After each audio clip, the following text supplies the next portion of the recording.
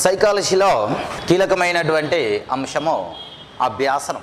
దీన్ని ఆంగ్ల పరిభాషలో లర్నింగ్ అని అంటాము, మన తెలుగు పరిభాషలో నేర్చుకోవడము అని అంటాం.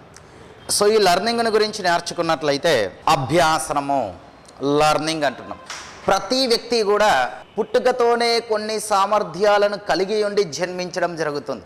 ఇలా ప్రతి వ్యక్తికి పుట్టుకతో సంక్రమించినటువంటి సామర్థ్యాలను లేదా పుట్టుకతోనే వచ్చినటువంటి సామర్థ్యాలను సంక్రమణ సామర్థ్యాలు అంటారు. సో సంక్రమణ సామర్థ్యాలు ఎవరిలో ఉంటాయి అంటే పుట్టినటువంటి ప్రతి వ్యక్తిలో సంక్రమణ సామర్థ్యాలు అనేవి ఉంటాయి.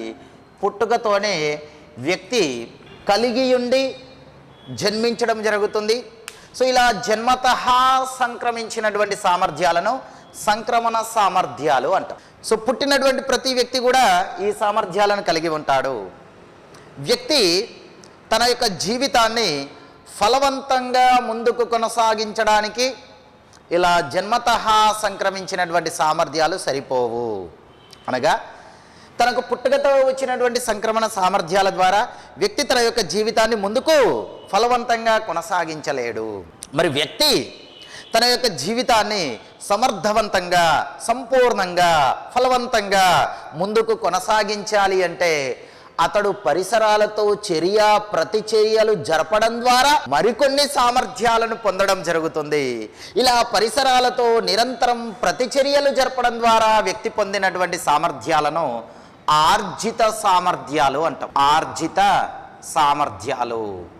సో జన్మతః సంక్రమించినటువంటి సామర్థ్యాలను సంక్రమణ సామర్థ్యాలు అంటున్నాము. ఈ సంక్రమణ సామర్థ్యాలు వ్యక్తి తన జీవితాన్ని ఫలవంతంగా ముందుకు నడిపించుటకు సరిపోవు. కాబట్టి వ్యక్తి పరిసరాలతో ప్రతిచర్యలు జరపడం ద్వారా మరికొన్ని సామర్థ్యాలను పొందుతున్నాడు.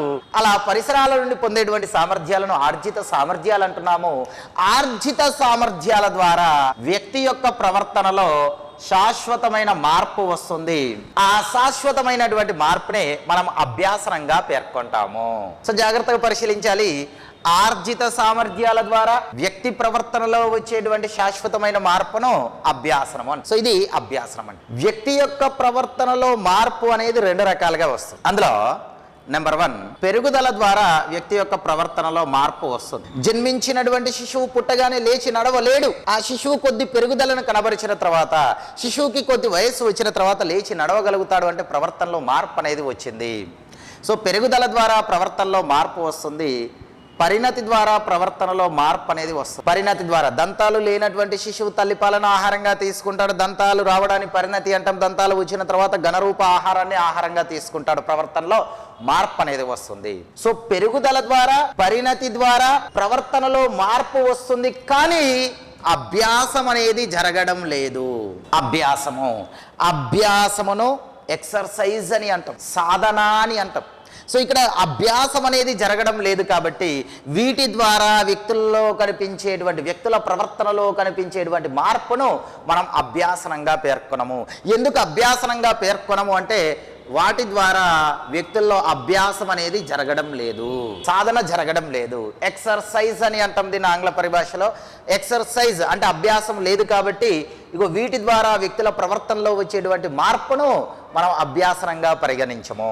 సో వ్యక్తుల ప్రవర్తనలో ఈ విధంగా మార్పు వస్తుంది. వ్యక్తుల ప్రవర్తనలో మరే విధంగా మార్పు వస్తుంది అంటే అనుభవాల ద్వారా వ్యక్తుల ప్రవర్తనలో మార్పు అనేది వస్తుంది. అనుభవాలు, సాధన ద్వారా వ్యక్తుల ప్రవర్తనలో మార్పు అనేది వస్తుంది. ఆచరణ ద్వారా వ్యక్తి ప్రవర్తనలో మార్పు వస్తుంది. శిక్షణ ద్వారా వ్యక్తి ప్రవర్తనలో మార్పు అనేది వస్తుంది. సో అనుభవాలు, సాధన, ఆచరణ, శిక్షణల ద్వారా వ్యక్తి ప్రవర్తనలో వచ్చేటువంటి శాశ్వతమైన మార్పును అభ్యాసనంగా పేర్కొనడం జరుగుతుంది. ఆర్జిత సామర్థ్యాల ద్వారా వ్యక్తి ప్రవర్తనలో వచ్చే శాశ్వతమైన మార్పు అభ్యాసనము. అనుభవాలు, సాధన, ఆచరణ, శిక్షణల ద్వారా వ్యక్తి ప్రవర్తనలో వచ్చేటువంటి శాశ్వతమైన మార్పు అభ్యాసనము. ఇది అభ్యాసనము అంటే ఇక్కడ అనుభవాల ద్వారా, సాధన ద్వారా, ఆచరణ ద్వారా, శిక్షణ ద్వారా అభ్యాసము అనేది జరుగుతుంది. సో అభ్యాసము ద్వారా వ్యక్తి ప్రవర్తనలో శాశ్వతమైన మార్పు వస్తుంది. కావున వీటి ద్వారా వ్యక్తి ప్రవర్తనలో వచ్చేటువంటి శాశ్వతమైన మార్పును అభ్యాసనంగా పేర్కొనడం జరుగుతుంది. ఈ అభ్యాసనము లేదా లర్నింగ్ అనేటువంటి పదాన్ని పరిశీలించినట్లయితే లర్నింగ్ అన్నది ఆంగ్ల భాషా పదం. లర్నింగ్ అన్నది ఏ భాషా పదము అంటే లర్నింగ్ అన్నది ఆంగ్ల భాషా పదము. లర్నింగ్ అనేటువంటి ఆంగ్ల భాషా పదము లర్న్ ఇనే అనేటువంటి జర్మన్ భాషా పదం నుండి ఆవిర్భవించింది. ఇది జర్మన్ భాషా పదం. లర్నినే అనేది జర్మన్ భాషా పదము. ఈ జర్మన్ భాషా పదం నుండి లర్నింగ్ అనేటువంటి ఆంగ్ల భాషా పదం ఆవిర్భవించడం జరిగింది. లర్నింగ్ అనేటువంటి పదాన్ని ప్రతిపాదించినటువంటి సైకాలజిస్ట్ హిల్గార్డ్ అనేటువంటి సైకాలజిస్ట్. లర్నింగ్ అనేటువంటి పదాన్ని హిల్గార్డ్ ప్రతిపాదించడం జరిగింది. హిల్గార్డ్ రచించినటువంటి గ్రంథము ది థియరీస్ ఆఫ్ లర్నింగ్ అనేటువంటి గ్రంథం ద్వారా హిల్గార్డ్ లర్నింగ్ అనేటువంటి పదాన్ని ప్రతిపాదించడం జరిగింది. సో లర్నింగ్ను గురించి తెలియజేసేటువంటి మరో గ్రంథము డ్రెసికో అండ్ క్రాఫర్డ్లు రచించారు. డ్రెసికో అండ్ క్రాఫర్డ్లు లర్నింగ్ను గురించి తెలియజేసేటువంటి గ్రంథమును రచించారు. ఆ గ్రంథమే సైకలాజికల్ లర్నింగ్ అండ్ ఇన్స్ట్రక్షన్స్ అనేటువంటి గ్రంథం. సైకలాజికల్ లర్నింగ్ అండ్ ఇన్స్ట్రక్షన్స్ అనేటువంటి గ్రంథము డ్రెసికో అండ్ క్రాఫర్డ్లు రచించడం జరిగింది. అది అభ్యాసనంను గురించి తెలియజేసేటువంటి గ్రంథం. లర్నింగ్ను గురించి రాబర్ట్ గాగ్నే ఇతడు లర్నింగ్ను గురించి తెలియజేసేటువంటి ది కండిషన్ ఆఫ్ లర్నింగ్ అనేటువంటి గ్రంథాన్ని రచించడం జరిగింది. ది కండిషన్ ఆఫ్ లర్నింగ్ అనేటువంటి గ్రంథాలను రచించడం జరిగింది. సో ఇవి లర్నింగ్ను గురించి తెలియజేసేటువంటి గ్రంథాలు.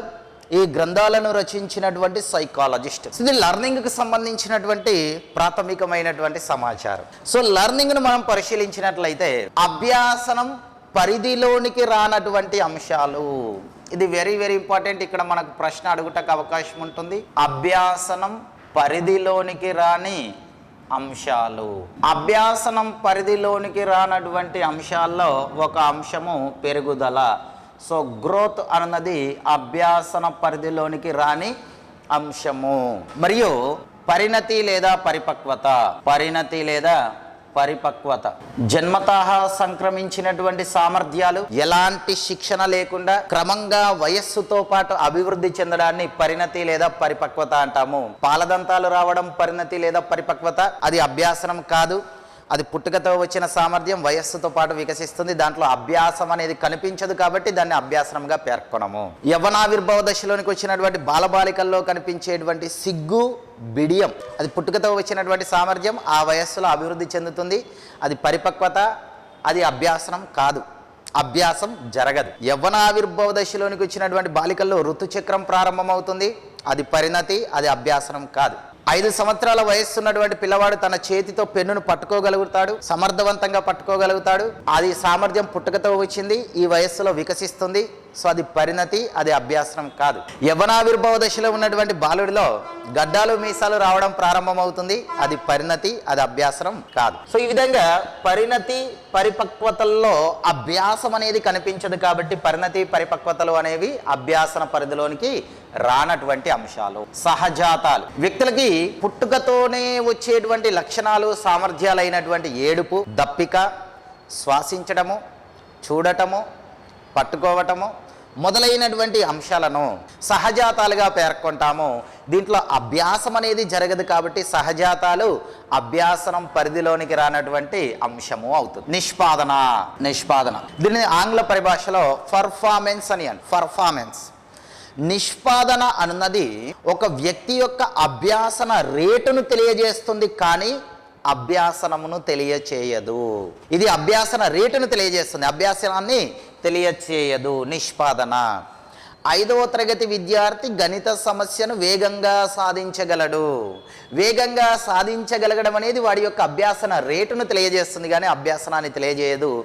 అనగా వేగంగా సాధించగలగడం అనేది ఆ పిల్లవాడి యొక్క నిష్పాదన. సో నిష్పాదన అనేది అభ్యాసన రేటును తెలుపుతుంది కానీ అభ్యాసనాన్ని తెలుపదు. సో ఇది నిష్పాదన, అభ్యాసన పరిధిలోనికి రానటువంటి అంశం. అభ్యాసన పరిధిలోనికి రానటువంటి మరో అంశము ఇంప్రింటింగ్.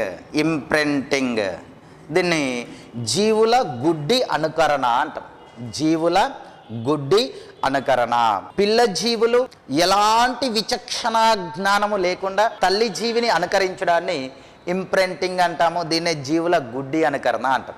8వ తరగతి విద్యార్థులు పాఠశాల యొక్క ప్రయోగశాలలో కార్తిక్ మరియు చైతన్యాను విద్యార్థులు పాఠశాల ప్రయోగశాలలో ప్రయోగం చేస్తున్నారు. చైతన్య కార్తీక్ ఏ విధంగా ప్రయోగాన్ని చేస్తున్నాడో ఎలాంటి విచక్షణ జ్ఞానం లేకుండా కార్తీక్ ప్రయోగాన్ని చూస్తూ చైతన్య కూడా తన ప్రయోగాన్ని పూర్తి చేశాడు. అదే ఎక్స్టర్నల్ పరీక్షలో ఎక్స్టర్నల్ ఎగ్జామ్ ఇప్పుడు నిర్వహించబడుతుంది. అదే ప్రయోగం ఎక్స్టర్నల్ పరీక్షలో వచ్చింది. చైతన్య అక్కడ ఎలాంటి విచక్షణ జ్ఞానం లేకుండా కార్తీక్ను అనుకరించడం ద్వారా ప్రయోగాన్ని పూర్తి చేశాడు. ఇప్పుడు కార్తీక్ తన ఎదురుగా లేడు. చైతన్య ఆ ప్రయోగాన్ని ఎక్స్టర్నల్ పరీక్షలో పూర్తి చేయలేడు. అనగా ఇంప్రింటింగ్ ద్వారా అతని యొక్క ప్రవర్తనలో ఎలాంటి మార్పు అనేది జరగలేదు. గుడ్డిగా అనుకరించాడు, విచక్షణ జ్ఞానం లేదు. సో దాన్ని ఇంప్రింటింగ్ లేదా జీవుల గుడ్డి అనుకరణ అంటాము. అది అభ్యాసనం పరిధిలోనికి రానటువంటి అంశంగా దీన్ని పేర్కొనడం జరుగుతుంది. అభ్యాసనం పరిధిలోనికి రానటువంటి మరో అంశం పెరుగుదల అంటున్నాము. పెరుగుదలను శారీరక వికాసం అంటాము. సో శారీరక వికాసం అనేది అభ్యాసనం యొక్క పరిధిలోనికి రానటువంటి అంశం అవుతుంది. ఇది అభ్యాసనం పరిధిలోనికి రాని అంశాలు.